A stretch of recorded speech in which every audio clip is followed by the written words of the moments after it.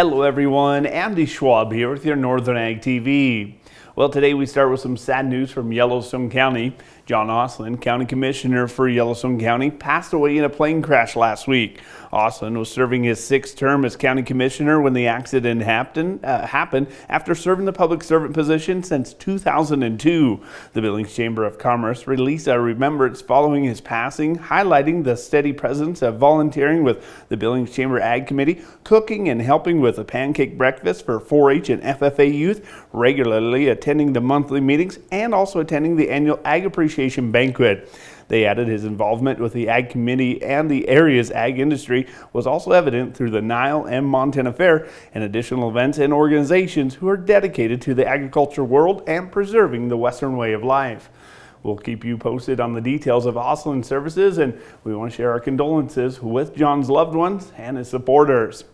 Well, the future of the waters of the U.S., or WOTUS rule, is once again being spotlighted. After 9 public listening sessions, the Trump administration says a new rule will be finalized by year-end.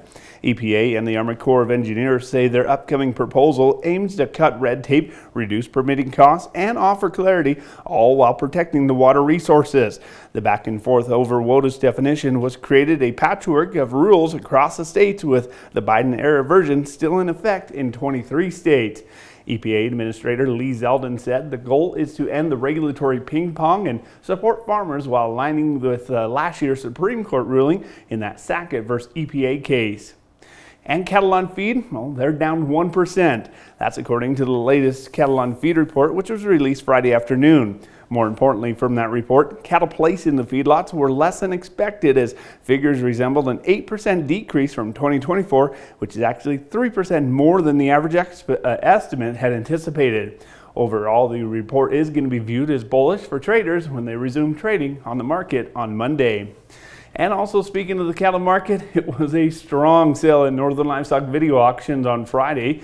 Yearling steers are actually having no trouble getting into the $2,800 to $2,900 money, even getting one lot, or several lots that is, to gather bids over $3,000 a head. Co-founder Joe Goggins told me he's never witnessed this kind of optimism in the June sale. You can just see we're short on numbers, and it just looks to me like there's huge demand. There must be a lot of feed around the country, and the demand for our product is good. They're selling this meat, and it's a pretty good time to be in the livestock business right now. And I never remember a time, especially in our June sale, where you had this buzz. This people feel good on the buying side and the selling side, and it's just a good time to be in the business. We'll take a deep dive into those prices right after the break. From the beginning, we've worked closely with farmers. BNSF's ties to the agricultural community go back 175 years. Together, we've innovated to make the U.S. agriculture supply chain one of the most efficient and productive in the world. Our strong relationship powers BNSF still today and helps us move the nation like no one else can. At BNSF, we move the nation for you. Talking with someone that you know is stressed out, those are difficult things to approach, but if you're good friends with those people, reach out and say, I'm here to talk to you. We can find somewhere to get some assistance. It's hard to get involved, but at the same time, you want to just say, hey, there is help available. For more tips in dealing with stress in agriculture or for free counseling for egg producers, visit beyondtheweather.com. Cash cattle trade ended on the softer trend for the weekly comparison, which unfortunately resulted in the board also reversing course at the mid-session on Friday. Along with the cash pressure, traders were nervous about the pullback from the box beef values on Friday after they'd been on a huge run. This week will be the fundamental support needed to gain back all of that lost ground. Now, in turn to the prices that we've all been waiting for, Northern Livestock Video Auctions early summer special was certainly special in multiple ways. As mentioned earlier, a couple of lots of those yearlings topped out at over $3,000 a head, with the bulk of the yearlings $2,700 to $2,900 themselves. Yearling spade heifers also had no problem running their bids on both sides of about $290 a hundredweight. Switching over to the sheep markets, Newell Sheep Yards last week had a good run of 70-pound feeder lambs who found nickel increases on the week at $2.27 to $2.36, while 60-pound lambs, they averaged $2.39 a pound. The USDA report said that several large lots of one producer were in high demand, and the buyers were active in-house and online.